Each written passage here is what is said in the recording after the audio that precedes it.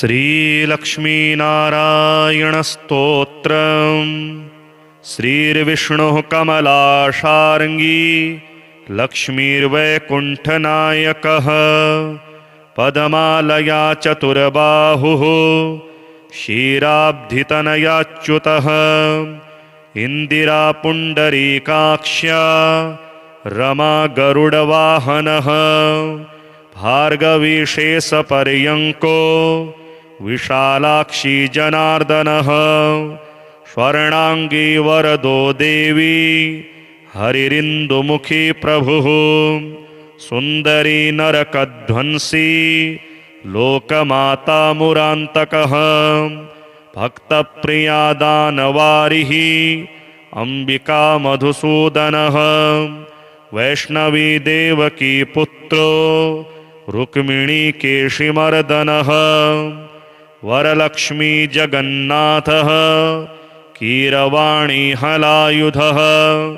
नित्या सत्यव्रतो गौरी शौरिः कान्तासुरेश्वरः। नारायणी हृषीकेशः पद्महस्ता त्रिविक्रमः। माधवी पद्मनाभश्च स्वर्णवर्णानिरीश्वरः। सती पीताम्बरः शान्ता वनमाली शमानघः। जयप्रदा बलिध्वंसी वसुधा पुरुषोत्तमः। राज्यप्रदाखिलाधारो मायाकंसविदारणः। महेश्वरी महादेवो परमा पुण्यविग्रहः। रमा मुकुन्दः सुमुखी मुचकुन्दवरप्रदः। वेदवेद्याब्दिजामाता स्वरूपार्केन्दुलोचनः। पुण्याङ्गना पुण्यपादो पावनी पुण्यकीर्तनः। विश्वप्रिया विश्वनाथो वाग्रूपी वासवानुजः। सरस्वती स्वर्णगर्भो गायत्री गोपिका प्रियः। यज्ञरूपा यज्ञभोक्ता भक्ताभीष्टप्रदा गुरुः। स्तोत्रक्रिया स्तोत्रकारः सुकुमारी सवर्णकः। मानिनी मन्दरधरो सावित्री जन्मवर्जितः। मन्त्रगोप्त्री महेश्वासो योगिनी योगवल्लभः। जयप्रदा जयकरः रक्षित्री सर्वरक्षकः। अष्टोत्तरशतं नाम्नां लक्ष्म्या नारायणस्य च यः पठेत् प्रातरुत्थाय सर्वदा विजयी भवेत्। श्रीविष्णुरक्षास्तोत्रम्। अथवा केशवाद्यस्तु रक्षां कुर्यात् प्रयत्नतः। केशवः पातु पादौ मे जङ्घे नारायणोऽवतु। माधवो मे कटिं पातु गोविन्दो गुह्यमेव च। नाभिं विष्णुश्च मे पातु जठरं मधुसूदनः। ओरो त्रिविक्रमः पातु हृदयं पातु मे नरः। श्रीधरः पातु कण्ठं च ऋषिकेशो मुखं मम। पद्मनाभस्तनौ पातु शीर्षं दामोदरोऽवतु। एवं विन्यस्य चाङ्गेषु जपकाले तु साधकः। निर्भयो जायते भूतवेतालग्रहराक्षसात्। पुनर्न्यसेत् प्रयत्नेन ध्यानं कुर्वन् समाहितः। पुरस्तात् केशवः पातु चक्रे जाम्बूनदप्रदः। पश्चान्नारायणः शङ्खी नीलजीमूतसन्निभः। ऊर्ध्वमिन्दीवरश्यामो माधवस्तु गदाधरः। गोविन्दो दक्षिणे पार्श्वे धन्वी चन्द्रप्रभो महान्। उत्तरे हलधृगविष्णुः पद्मकिञ्जलकसन्निभः। आग्नेय्यामरविन्दाक्षो मुसली मधुसूदनः। त्रिविक्रमः खड्गपाणिर्नैऋत्यां ज्वलनप्रभः। वायव्यां माधवो वज्री तरुणादित्यसन्निभः। ईशान्यां पुण्डरीकाक्षः श्रीधरः पट्टिशायुधः।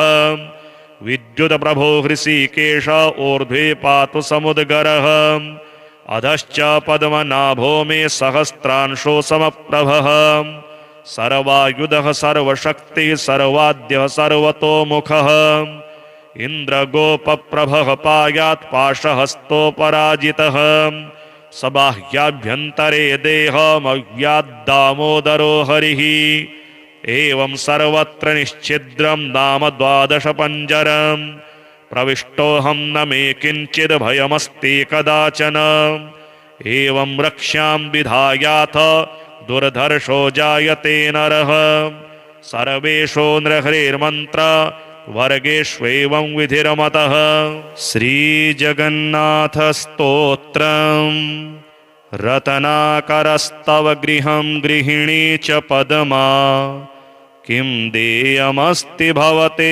पुरुषोत्तमाय अभीरवामनयनाहृतमानसाय दत्तं मनो यदुपते त्वरितं गृहाण भक्तानामभयप्रदो यदि भवेत् किं तद्विचित्रं प्रभो कीटोऽपि स्वजनस्य रक्षणविधावेकान्तमुद्वेजितः ये युष्मच्चरणारविन्दविमुखा स्वप्नेऽपि नालोचका स्तेषामुद्धरणक्षमो यदि भवेत् कारुण्यसिन्धुस्तदा अनाथस्य जगन्नाथनाथस्त्वं मे न संशयः यस्य नाथो जगन्नाथस्तस्य दुःखं कथं प्रभो या त्वरा द्रौपदी त्राणे या त्वरा गजमोक्षणे मय्यार्ते करुणामूर्ते सा त्वरा क्व गता हरे मत्समोपातकी नास्ति त्वत्समो नास्ति पापः इति विज्ञाय देवेश यथा योग्यं तथा कुरु श्रीर्विष्णुः कमलाशार्ङ्गी लक्ष्मीर्वैकुण्ठनायकः पद्मालया चतुर्बाहुः क्षीराब्धितनयाच्युतः इन्दिरा पुण्डरीकाक्ष्या रमा गरुडवाहनः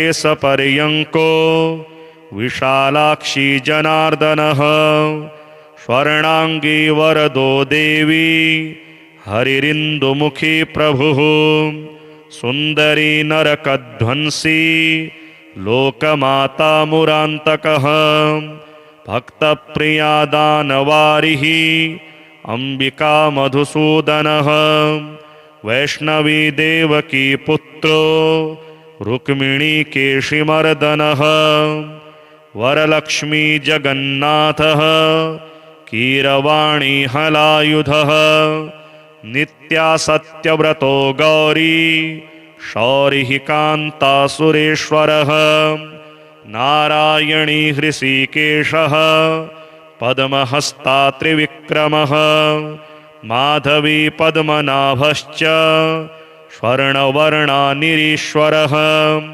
सती पीताम्बरः शान्ता वनमाली शमानघः जयप्रदा बलिध्वंसी वसुधा पुरुषोत्तमः राज्यप्रदाखिलाधारो माया कंसविदारणः महेश्वरी महादेवो परमा पुण्यविग्रहः रमा मुकुन्दः सुमुखी मुचकुन्दवरप्रदः वेदवेद्याब्दिजामाता स्वरूपार्केन्दुलोचनः पुण्याङ्गना पुण्यपादो पावनी पुण्यकीर्तनः विश्वप्रिया विश्वनाथो वाग्रूपी वासवानुजः सरस्वती स्वर्णगर्भो गायत्री गोपिका प्रियः यज्ञरूपा यज्ञभोक्ता भक्ताभीष्टप्रदा गुरुः स्तोत्रक्रिया स्तोत्रकारः सुकुमारी सवर्णकः मानिनी मन्दरधरो सावित्री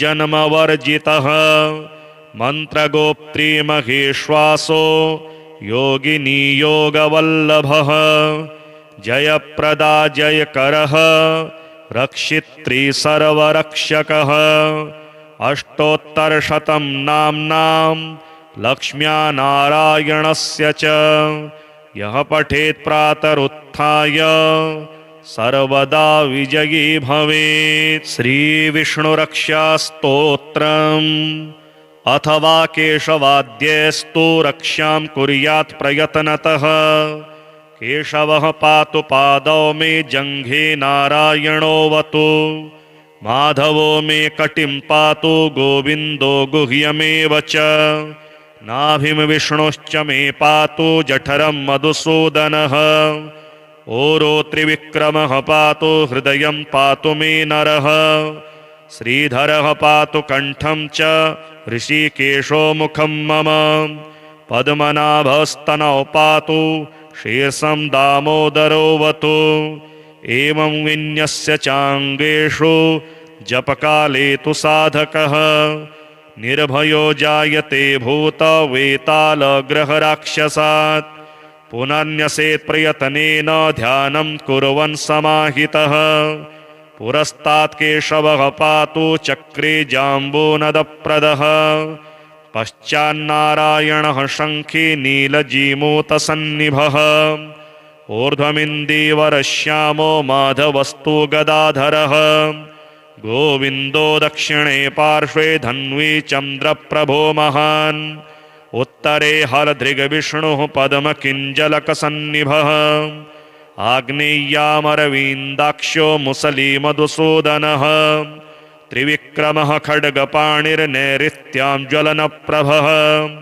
वायव्यां माधवो वज्री तरुणादित्यसन्निभः ईशान्यां पुण्डरीकाक्षः श्रीधरः पट्टिशायुधः विद्युत्प्रभो हृषीकेश ऊर्ध्वे पातु समुद्गरः अधश्च पद्मनाभो मे सहस्रांशो समप्रभः सर्वायुधः सर्वशक्तिः सर्वाद्यः सर्वतोमुखः इन्द्रगोपप्रभः पायात् पाशहस्तोपराजितः सबाह्याभ्यन्तरे देहमव्याद्दामोदरो हरिः एवं सर्वत्र निश्छिद्रं नाम 12 पञ्जरम् प्रविष्टोऽहं न मे किञ्चिद् भयमस्ति कदाचन एवं रक्ष्यां विधायाथ दुर्धर्षो जायते नरः सर्वेषु नृहरिर्मन्त्र वर्गेष्वेवं विधिरमतः। श्रीजगन्नाथस्तोत्रम् रत्नाकरस्तव गृहं गृहिणी च पद्मा किं देयमस्ति भवते पुरुषोत्तमाय अभीरवामनयनाहृतमानसाय दत्तं मनो यदुपते त्वरितं गृहाण भक्तानामभयप्रदो यदि भवेत् किं तद्विचित्रं प्रभो कीटोऽपि स्वजनस्य रक्षणविधावेकान्तमुद्वेजितः ये युष्मच्चरणारविन्दविमुखा स्वप्नेऽपि नालोचका तेषामुद्धरणक्षमो यदि भवेत् कारुण्यसिन्धुस्तदा अनाथस्य जगन्नाथनाथस्त्वं मे न संशयः यस्य नाथो जगन्नाथस्तस्य दुःखं कथं प्रभो या त्वरा द्रौपदी त्राणे या त्वरा गजमोक्षणे मय्यार्ते करुणामूर्ते सा त्वरा क्व गता हरे मत्समोपातकी नास्ति त्वत्समो नास्ति पापः इति विज्ञाय देवेश यथा योग्यं तथा कुरु। श्रीर्विष्णुः कमलाशार्ङ्गी लक्ष्मीर्वैकुण्ठनायकः पद्मालया चतुर्बाहुः क्षीराब्धितनयाच्युतः इन्दिरा पुण्डरीकाक्ष्या रमा गरुडवाहनः भार्गवीशेषपर्यङ्को विशालाक्षी जनार्दनः स्वर्णाङ्गी वरदो देवी हरिरिन्दुमुखी प्रभुः सुन्दरी नरकध्वंसी लोकमाता मुरान्तकः भक्तप्रिया दानवारिः अम्बिका मधुसूदनः वैष्णवी देवकी पुत्रो रुक्मिणी केशिमर्दनः वरलक्ष्मी जगन्नाथः कीरवाणी हलायुधः नित्या सत्यव्रतो गौरी शौरिः कान्ता सुरेश्वरः नारायणी हृषीकेशः पद्महस्ता त्रिविक्रमः माधवी पद्मनाभश्च स्वर्णवर्णा निरीश्वरः सती पीताम्बरः शान्ता वनमाली शमानघः जयप्रदा बलिध्वंसी वसुधा पुरुषोत्तमः राज्यप्रदाखिलाधारो मायाकंसविदारणः महेश्वरी महादेवो परमा पुण्यविग्रहः रमा मुकुन्दः सुमुखी मुचकुन्दवरप्रदः वेदवेद्याब्दिजा माता स्वरूपार्केन्दुलोचनः पुण्याङ्गना पुण्यपादो पावनी पुण्यकीर्तनः विश्वप्रिया विश्वनाथो वाग्रूपी वासवानुजः सरस्वती स्वर्णगर्भो गायत्री गोपिकाप्रियः यज्ञरूपा यज्ञभोक्ता भक्ताभीष्टप्रदा गुरुः स्तोत्रक्रिया स्तोत्रकारः सुकुमारी सवर्णकः मानिनी मन्दरधरो सावित्री जन्मवर्जितः मन्त्रगोप्त्री महेश्वासो योगिनी योगवल्लभः जयप्रदा जयकरः रक्षित्री सर्वरक्षकः अष्टोत्तरशतं नाम्नां लक्ष्म्या नारायणस्य च यः पठेत् प्रातरुत्थाय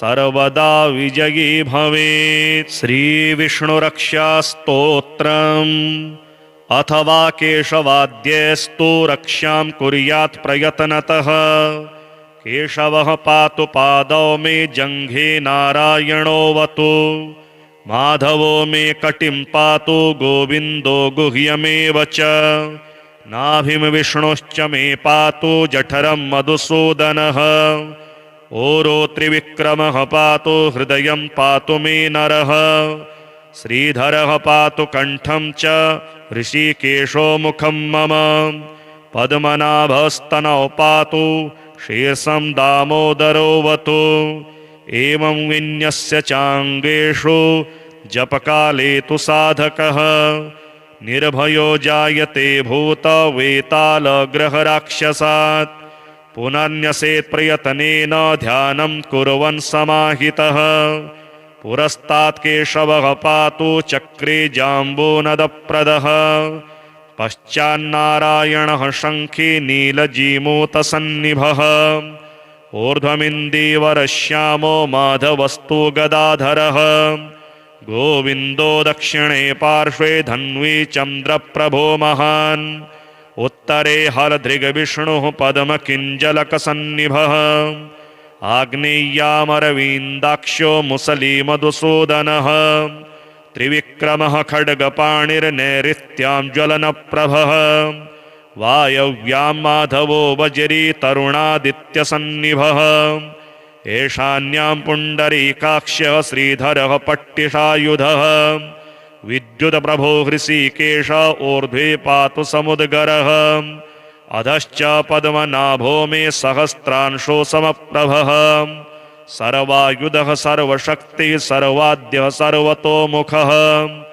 इन्द्रगोपप्रभः पायात् पाशहस्तोपराजितः सबाह्याभ्यन्तरे देहमव्याद्दामोदरो हरिः एवं सर्वत्र निश्छिद्रं नाम 12 पञ्जरम् प्रविष्टोऽहं न मे किञ्चिद् भयमस्ति कदाचन एवं रक्ष्यां विधायाथ दुर्धर्षो जायते नरः सर्वेषु नृहरिर्मन्त्र वर्गेष्वेवं विधिरमतः।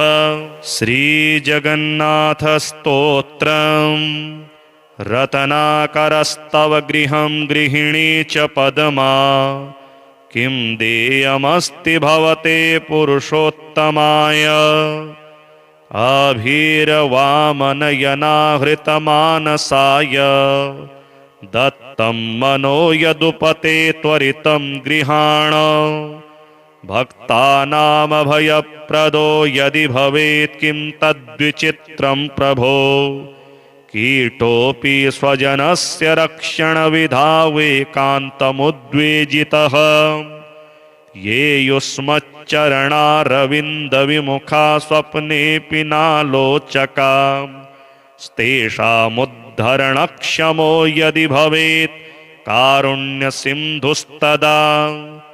अनाथस्य जगन्नाथनाथस्त्वं मे न संशयः। यस्य नाथो जगन्नाथस्तस्य दुःखं कथं प्रभो। या त्वरा द्रौपदी त्राणे या त्वरा गजमोक्षणे, मय्यार्ते करुणामूर्ते सा त्वरा क्व गता हरे।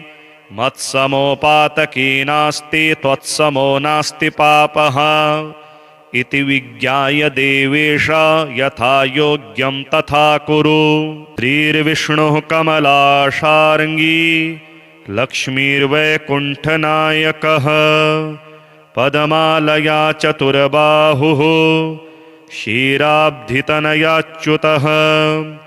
इन्दिरा पुण्डरीकाक्ष्या रमा गरुडवाहनः, भार्गवीशेषपर्यङ्को विशालाक्षी जनार्दनः।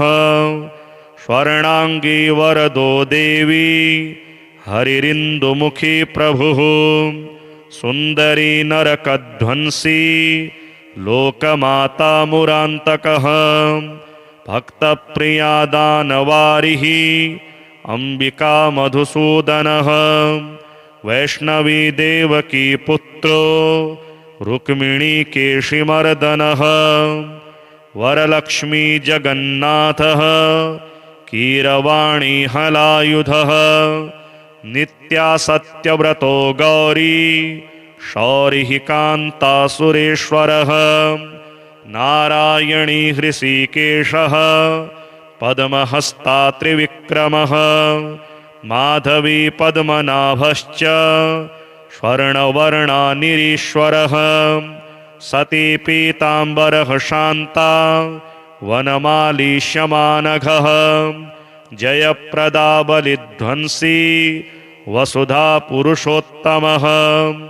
राज्यप्रदाखिलाधारो माया कंसविदारणः। महेश्वरी महादेवो परमा पुण्यविग्रहः। रमा मुकुन्दः सुमुखी मुचकुन्दवरप्रदः। वेदवेद्याब्दिजामाता स्वरूपार्केन्दुलोचनः। पुण्याङ्गना पुण्यपादो पावनी पुण्यकीर्तनः। विश्वप्रिया विश्वनाथो वाग्रूपी वासवानुजः। सरस्वती स्वर्णगर्भो गायत्री गोपिका प्रियः।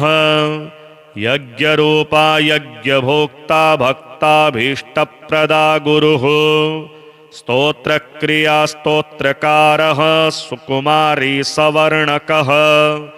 मानिनी मन्दरधरो सावित्री जन्मवर्जितः।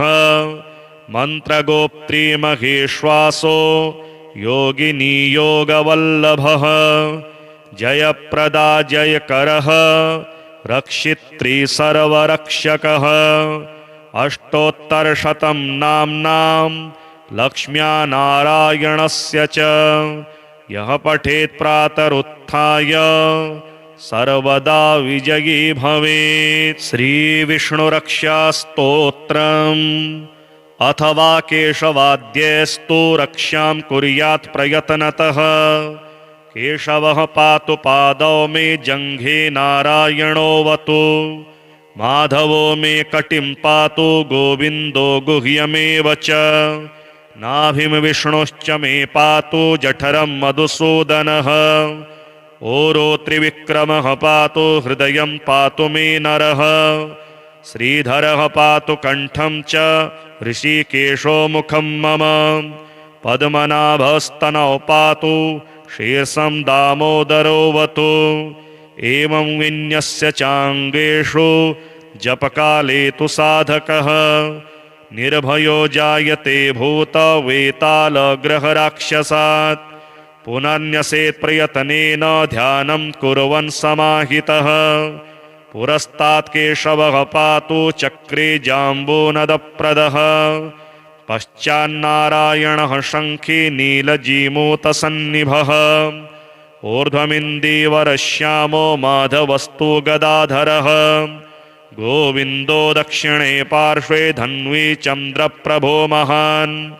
उत्तरे हरधृगविष्णुः पद्मकिञ्जलकसन्निभः आग्नेय्यामरविन्दाक्षो मुसलीमधुसूदनः त्रिविक्रमः खड्गपाणिर्नैऋत्यां ज्वलनप्रभः वायव्यां माधवो वज्री तरुणादित्यसन्निभः ईशान्यां पुण्डरीकाक्षः श्रीधरः पट्टिशायुधः विद्युत्प्रभो हृषीकेश ऊर्ध्वे पातु समुद्गरः अधश्च पद्मनाभो मे सहस्रांशो समप्रभः सर्वायुधः सर्वशक्तिः सर्वाद्यः सर्वतोमुखः इन्द्रगोपप्रभः पायात् पाशहस्तोपराजितः सबाह्याभ्यन्तरे देहमव्याद्दामोदरो हरिः एवं सर्वत्र निश्छिद्रं नाम 12 पञ्जरम् प्रविष्टोऽहं न मे किञ्चिद् भयमस्ति कदाचन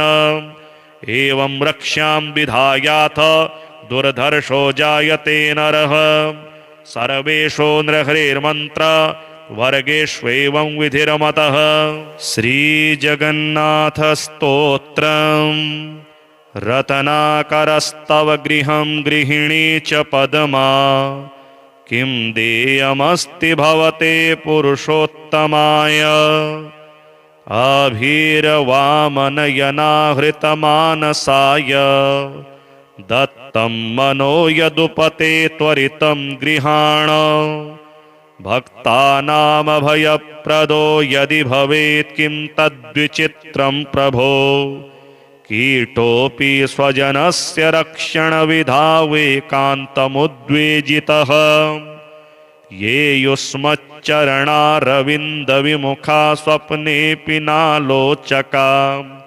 स्तेषामुद्धरणक्षमो यदि भवेत् कारुण्यसिन्धुस्तदा अनाथस्य जगन्नाथनाथस्त्वं मे न संशयः यस्य नाथो जगन्नाथस्तस्य दुःखं कथं प्रभो या त्वरा द्रौपदी त्राणे या त्वरा गजमोक्षणे मय्यार्ते करुणामूर्ते सा त्वरा क्व गता हरे मत्समोपातकी नास्ति त्वत्समो नास्ति पापः इति विज्ञाय देवेश यथा योग्यं तथा कुरु श्रीर्विष्णुः कमलाशार्ङ्गी लक्ष्मीर्वैकुण्ठनायकः पद्मालया चतुर्बाहुः क्षीराब्धितनयाच्युतः इन्दिरा पुण्डरीकाक्ष्या रमा गरुडवाहनः भार्गवीशेषपर्यङ्को विशालाक्षी जनार्दनः स्वर्णाङ्गी वरदो देवी हरिरिन्दुमुखी प्रभुः सुन्दरी नरकध्वंसी लोकमाता मुरान्तकः भक्तप्रिया दानवारिः अम्बिका मधुसूदनः वैष्णवी देवकी पुत्रो रुक्मिणी केशिमर्दनः वरलक्ष्मी जगन्नाथः कीरवाणी हलायुधः नित्या सत्यव्रतो गौरी शौरिः कान्ता सुरेश्वरः नारायणी हृषीकेशः पद्महस्ता त्रिविक्रमः माधवी पद्मनाभश्च स्वर्णवर्णानिरीश्वरः सती पीताम्बरः शान्ता वनमालीष्यमानघः जयप्रदा बलिध्वंसी वसुधा पुरुषोत्तमः राज्यप्रदाखिलाधारो मायाकंसविदारणः महेश्वरी महादेवो परमा पुण्यविग्रहः रमा मुकुन्दः सुमुखी मुचकुन्दवरप्रदः वेदवेद्याब्दिजामाता स्वरूपार्केन्दुलोचनः पुण्याङ्गना पुण्यपादो पावनी पुण्यकीर्तनः विश्वप्रिया विश्वनाथो वाग्रूपी वासवानुजः सरस्वती स्वर्णगर्भो गायत्री गोपिकाप्रियः यज्ञरूपा यज्ञभोक्ता भक्ताभीष्टप्रदा गुरुः स्तोत्रक्रिया स्तोत्रकारः सुकुमारी सवर्णकः मानिनी मन्दरधरो सावित्री जन्मवर्जितः मन्त्रगोप्त्री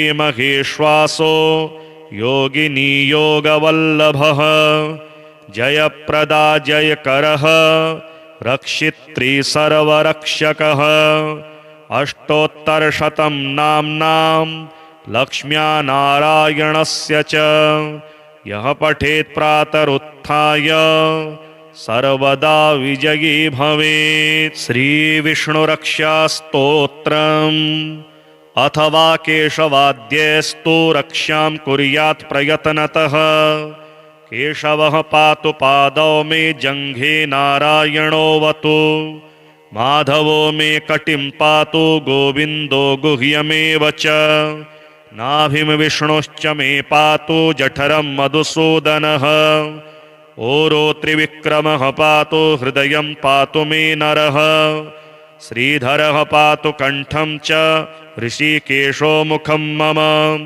पद्मनाभस्तनौ पातु शीर्षं दामोदरोऽवतु एवं विन्यस्य चाङ्गेषु जपकाले तु साधकः निर्भयो जायते भूतवेतालग्रहराक्षसात् पुनर्न्यसेत् प्रयत्नेन ध्यानं कुर्वन् समाहितः पुरस्तात् केशवः पातु चक्रे जाम्बूनदप्रदः पश्चान्नारायणः शङ्खी नीलजीमूतसन्निभः ऊर्ध्वमिन्दीवरश्यामो माधवस्तु गदाधरः गोविन्दो दक्षिणे पार्श्वे धन्वी चन्द्रप्रभो महान् उत्तरे हरधृगविष्णुः पद्मकिञ्जलकसन्निभः आग्नेय्यामरविन्दाक्ष्यो मुसलीमधुसूदनः त्रिविक्रमः खड्गपाणिर्नैऋत्यां ज्वलनप्रभः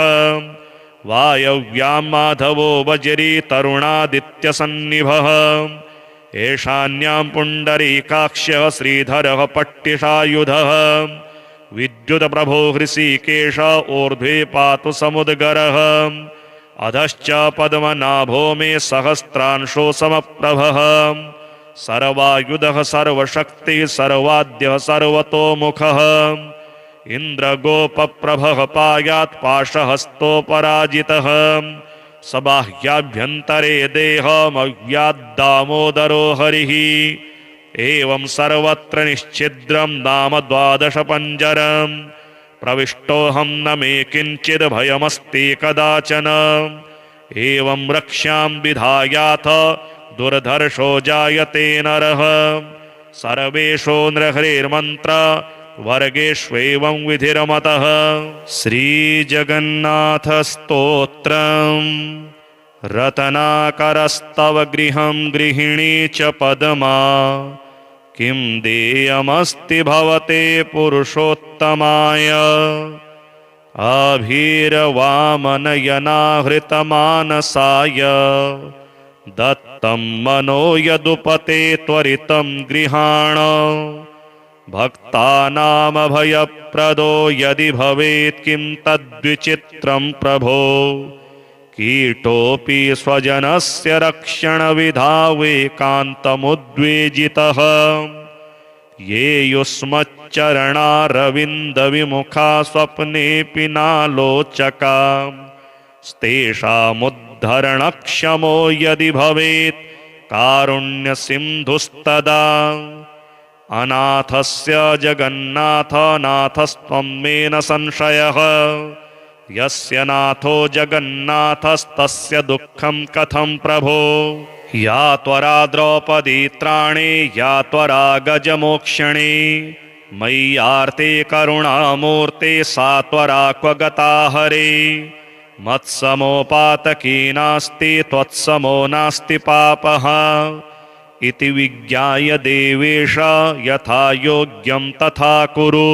श्रीर्विष्णुः कमलाशार्ङ्गी लक्ष्मीर्वैकुण्ठनायकः पद्मालया चतुर्बाहुः क्षीराब्धितनयाच्युतः इन्दिरा पुण्डरीकाक्ष्या रमा गरुडवाहनः भार्गवीशेषपर्यङ्को विशालाक्षी जनार्दनः स्वर्णाङ्गी वरदो देवी हरिरिन्दुमुखी प्रभुः सुन्दरी नरकध्वंसी लोकमाता मुरान्तकः भक्तप्रिया दानवारिः अम्बिका मधुसूदनः वैष्णवी देवकी पुत्रो रुक्मिणी केशिमर्दनः वरलक्ष्मी जगन्नाथः कीरवाणी हलायुधः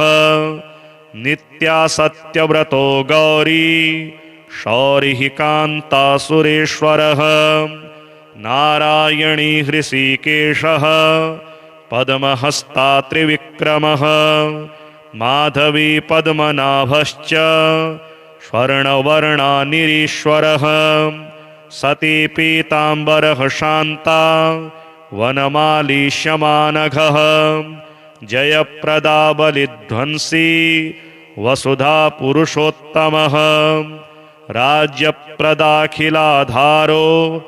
मायाकंसविदारणः महेश्वरी महादेवो परमा पुण्यविग्रहः रमा मुकुन्दः सुमुखी मुचुकुन्दवरप्रदः वेदवेद्याब्दिजामाता स्वरूपार्केन्दुलोचनः पुण्याङ्गना पुण्यपादो पावनी पुण्यकीर्तनः विश्वप्रिया विश्वनाथो वाग्रूपी वासवानुजः सरस्वती स्वर्णगर्भो गायत्री गोपिका प्रियः यज्ञरूपा यज्ञभोक्ता भक्ताभीष्टप्रदा गुरुः स्तोत्रक्रिया स्तोत्रकारः सुकुमारी सवर्णकः मानिनी मन्दरधरो सावित्री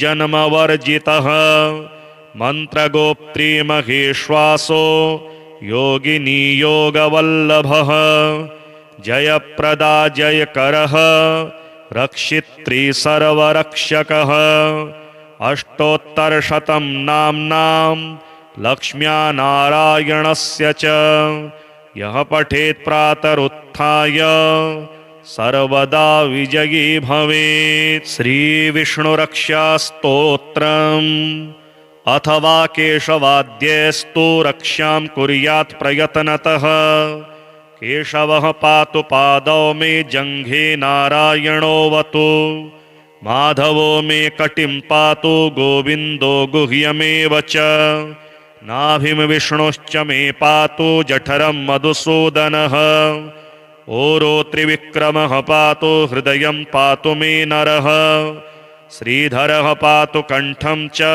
ऋषिकेशो मुखं मम पद्मनाभस्तनौ पातु शीर्षं दामोदरोऽवतु एवं विन्यस्य चाङ्गेषु जपकाले तु साधकः निर्भयो जायते भूतवेतालग्रहराक्षसात् पुनर्न्यसेत् प्रयत्नेन ध्यानं कुर्वन् समाहितः पुरस्तात् केशवः पातु चक्रे जाम्बूनदप्रदः पश्चान्नारायणः शङ्खी नीलजीमूतसन्निभः ऊर्ध्वमिन्दीवरश्यामो माधवस्तु गदाधरः गोविन्दो दक्षिणे पार्श्वे धन्वी चन्द्रप्रभो महान् उत्तरे हलधृगविष्णुः पद्मकिञ्जलकसन्निभः आग्नेय्यामरविन्दाक्षो मुसलीमधुसूदनः त्रिविक्रमः खड्गपाणिर्नैऋत्यां ज्वलनप्रभः वायव्यां माधवो वज्री तरुणादित्यसन्निभः ईशान्यां पुण्डरीकाक्षः श्रीधरः पट्टिशायुधः विद्युत्प्रभो हृषीकेश ऊर्ध्वे पातु समुद्गरः अधश्च पद्मनाभो मे सहस्रांशो समप्रभः सर्वायुधः सर्वशक्तिः सर्वाद्यः सर्वतोमुखः इन्द्रगोपप्रभः पायात् पाशहस्तोपराजितः सबाह्याभ्यन्तरे देहमव्याद्दामोदरो हरिः एवं सर्वत्र निश्छिद्रं नाम 12 पञ्जरम् प्रविष्टोऽहं न मे किञ्चिद् भयमस्ति कदाचन एवं रक्ष्यां विधायाथ दुर्धर्षो जायते नरः सर्वेषु नृहरिर्मन्त्र वर्गेष्वेवं विधिरमतः श्रीजगन्नाथस्तोत्रम् रत्नाकरस्तव गृहं गृहिणी च पद्मा किं देयमस्ति भवते पुरुषोत्तमाय अभीरवामनयनाहृतमानसाय दत्तं मनो यदुपते त्वरितं गृहाण भक्तानामभयप्रदो यदि भवेत् किं तद्विचित्रं प्रभो कीटोऽपि स्वजनस्य रक्षणविधावेकान्तमुद्वेजितः ये युष्मच्चरणारविन्दविमुखा स्वप्नेऽपि नालोचका स्तेषामुद्धरणक्षमो यदि भवेत् कारुण्यसिन्धुस्तदा अनाथस्य जगन्नाथनाथस्त्वं मे न संशयः यस्य नाथो जगन्नाथस्तस्य दुःखं कथं प्रभो या त्वरा द्रौपदी त्राणे या त्वरा गजमोक्षणे मय्यार्ते करुणामूर्ते सा त्वरा क्व गता हरे मत्समोपातकी नास्ति त्वत्समो नास्ति पापः इति विज्ञाय देवेश यथा योग्यं तथा कुरु श्रीर्विष्णुः कमलाशार्ङ्गी लक्ष्मीर्वैकुण्ठनायकः पद्मालया चतुर्बाहुः क्षीराब्धितनयाच्युतः इन्दिरा पुण्डरीकाक्ष्या रमा गरुडवाहनः भार्गवीशेषपर्यङ्को विशालाक्षी जनार्दनः स्वर्णाङ्गी वरदो देवी हरिरिन्दुमुखी प्रभुः सुन्दरी नरकध्वंसी लोकमाता मुरान्तकः भक्तप्रिया दानवारिः अम्बिका मधुसूदनः वैष्णवी देवकी पुत्रो रुक्मिणी केशिमर्दनः वरलक्ष्मी जगन्नाथः कीरवाणी हलायुधः नित्यासत्यव्रतो गौरी शौरिः कान्ता सुरेश्वरः नारायणी हृषीकेशः पद्महस्ता त्रिविक्रमः माधवी पद्मनाभश्च स्वर्णवर्णानिरीश्वरः सती पीताम्बरः शान्ता वनमाली शमानघः जयप्रदा बलिध्वंसी वसुधा पुरुषोत्तमः राज्यप्रदाखिलाधारो माया कंसविदारणः महेश्वरी महादेवो परमा पुण्यविग्रहः रमा मुकुन्दः सुमुखी मुचकुन्दवरप्रदः वेदवेद्याब्धिजामाता स्वरूपार्केन्दुलोचनः पुण्यांगना पुण्यपादो पावनी पुण्यकीर्तनः विश्वप्रिया विश्वनाथो वाग्रूपी वासवानुजः सरस्वती स्वर्णगर्भो गायत्री गोपिका प्रियः यज्ञरूपा यज्ञभोक्ता भक्ताभीष्टप्रदा गुरुः स्तोत्रक्रिया स्तोत्रकारः सुकुमारी सवर्णकः मानिनी मन्दरधरो सावित्री जन्मवर्जितः मन्त्रगोप्त्री महेश्वासो योगिनी योगवल्लभः जयप्रदा जयकरः रक्षित्री सर्वरक्षकः अष्टोत्तरशतं नाम्नां लक्ष्म्या नारायणस्य च यः पठेत् प्रातरुत्थाय सर्वदा विजयी भवेत्। श्रीविष्णुरक्षास्तोत्रम् अथवा केशवाद्यस्तु रक्षां कुर्यात् प्रयत्नतः केशवः पातु पादौ मे जङ्घे नारायणोऽवतु माधवो मे कटिं पातु गोविन्दो गुह्यमेव च नाभिं विष्णुश्च मे पातु जठरं मधुसूदनः ओरो त्रिविक्रमः पातु हृदयं पातु मे नरः श्रीधरः पातु कण्ठं च ऋषिकेशो मुखं मम पद्मनाभस्तनौ पातु शीर्षं दामोदरोऽवतु एवं विन्यस्य चाङ्गेषु जपकाले तु साधकः निर्भयो जायते भूतवेतालग्रहराक्षसात्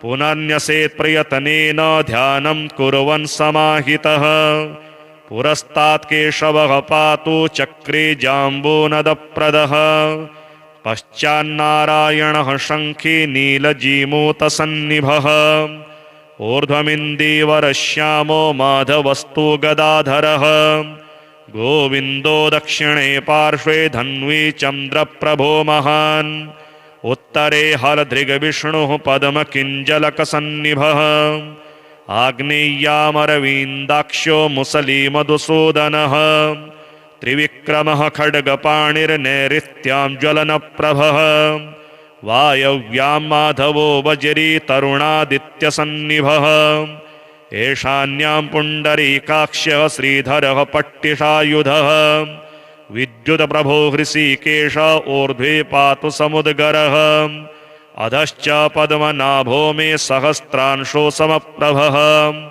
सर्वायुधः सर्वशक्तिः सर्वाद्यः सर्वतोमुखः इन्द्रगोपप्रभः पायात् पाशहस्तोपराजितः सबाह्याभ्यन्तरे देहमव्याद्दामोदरो हरिः एवं सर्वत्र निश्छिद्रं नाम 12 पञ्जरम् प्रविष्टोऽहं न मे किञ्चिद् भयमस्ति कदाचन एवं रक्ष्यां विधायाथ दुर्धर्षो जायते नरः सर्वेषु नृहरिर्मन्त्र वर्गेष्वेवं विधिरमतः।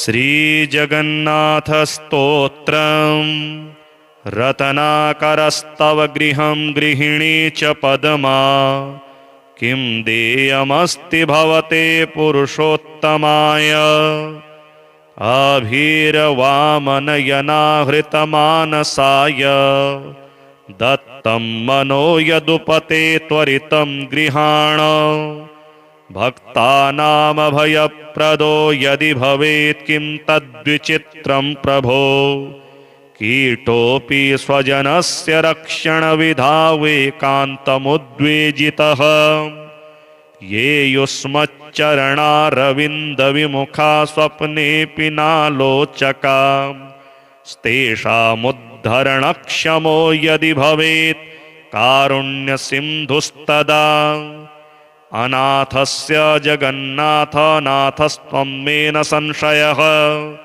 यस्य नाथो जगन्नाथस्तस्य दुःखं कथं प्रभो या त्वरा द्रौपदी त्राणे या त्वरा गजमोक्षणे मय्यार्ते करुणामूर्ते सा त्वरा क्व गता हरे मत्समोपातकी नास्ति त्वत्समो नास्ति पापः इति विज्ञाय देवेश यथा योग्यं तथा कुरु।